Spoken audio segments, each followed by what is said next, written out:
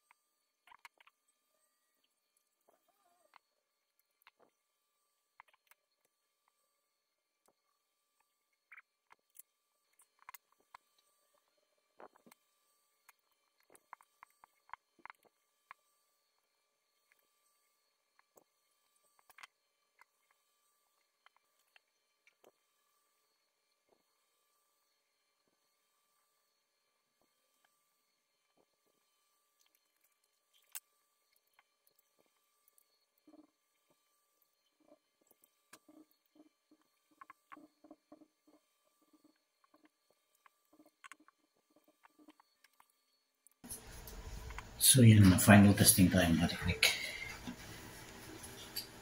So, ayan po siya. And since meron siyang password, hindi tayo makapag-testing dyan. So, dito lang tayo mag-testing ng touch. Ayan natin. Maganda po siya.